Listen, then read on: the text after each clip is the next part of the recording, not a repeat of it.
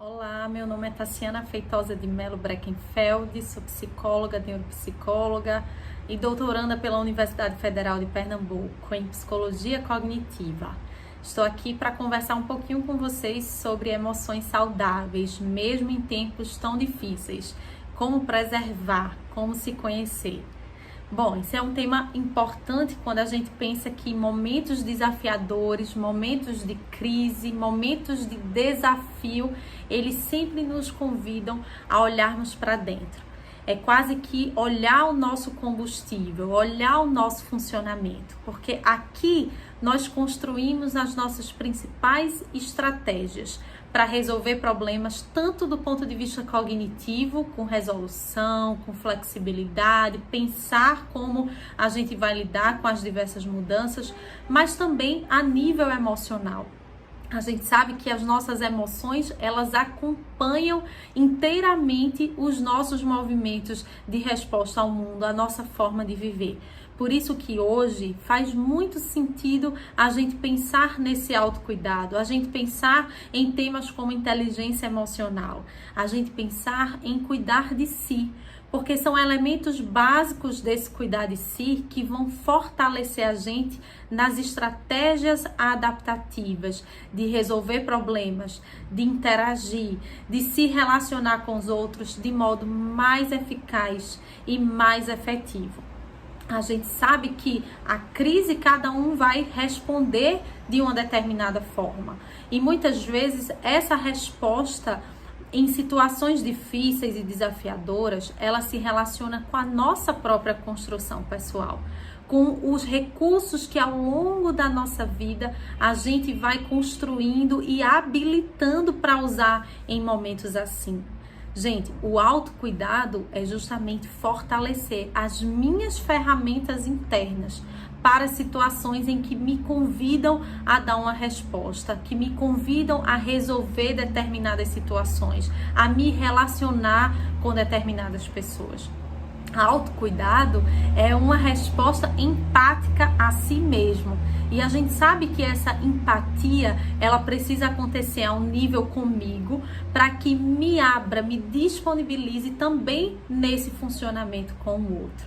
O autocuidado me gera menos ações de projetar no outro a responsabilidade, a obrigatoriedade de coisas que não têm a ver com o outro, mas têm a ver com as minhas próprias implicações.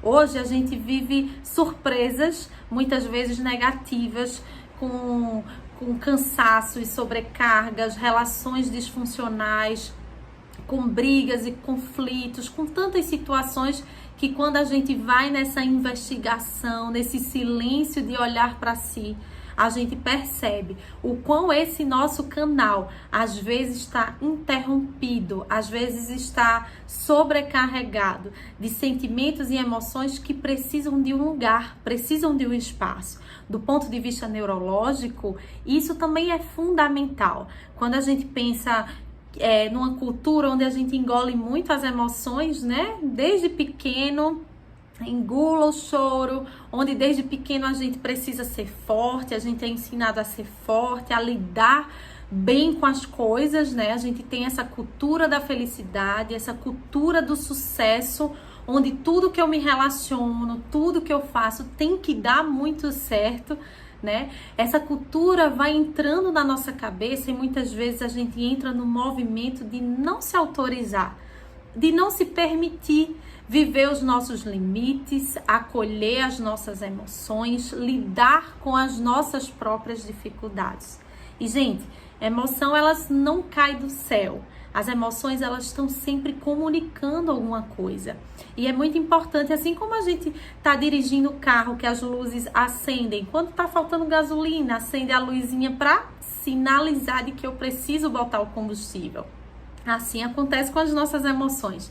Elas sinalizam pra gente que a gente precisa parar um pouco, a gente precisa fazer pausas, a gente precisa cuidar de si, a gente precisa ser menos intenso, a gente precisa conversar mais, né? A ciência fala que só de falar, verbalizar sobre situações difíceis, isso já gera em nós um alívio de tensão.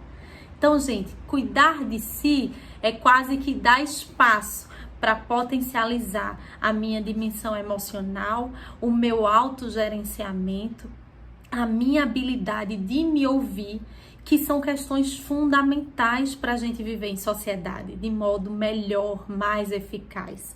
Hoje a gente pode projetar muito no outro, uma responsabilidade de me fazer feliz ou uma responsabilidade de agir como eu gostaria.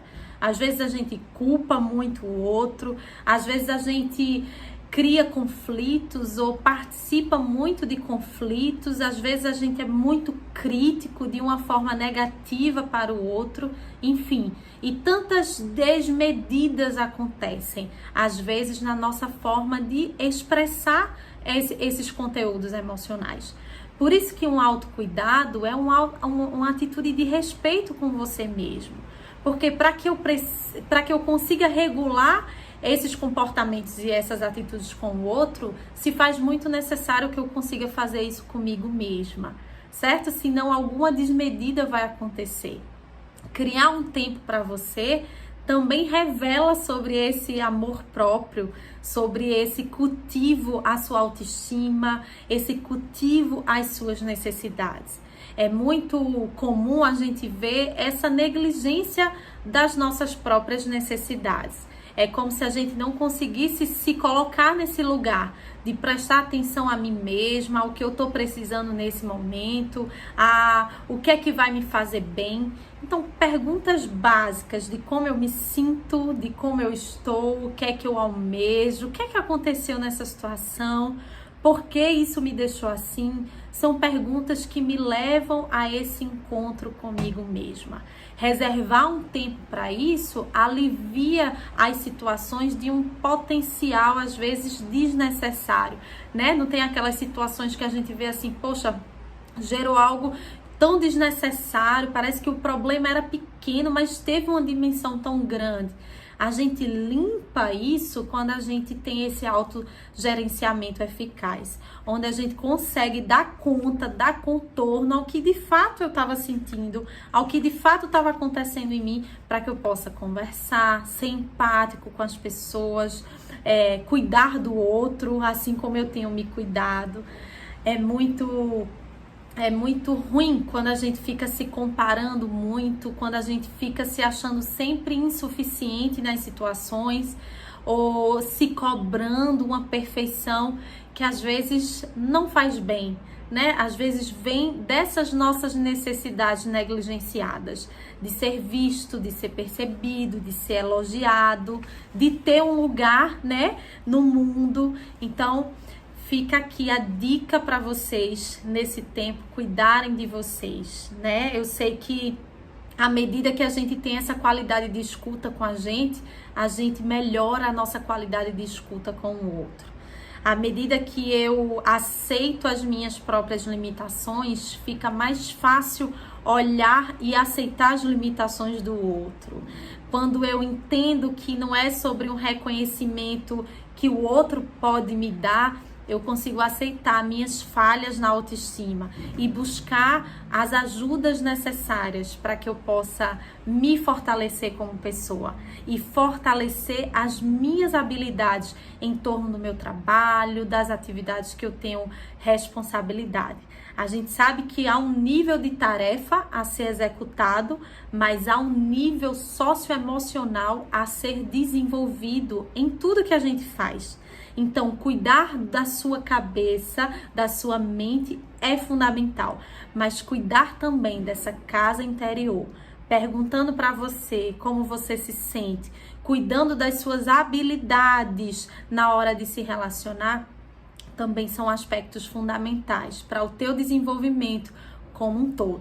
Então, autocuidado estabelece ferramentas importantes de você fortalecer as estratégias que você tem ou pode desenvolver, construir para lidar em situações difíceis.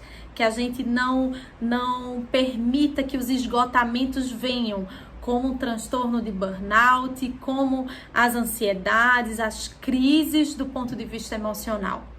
que a gente consiga entender e buscar as ajudas necessárias para que esse autocuidado reflita num comportamento mais empático com o outro, aceitando, conversando, tratando as situações pouco a pouco, de modo que a gente possa funcionar melhor, mais saudável, com o combustível do afeto, que é fundamental para o nosso funcionamento.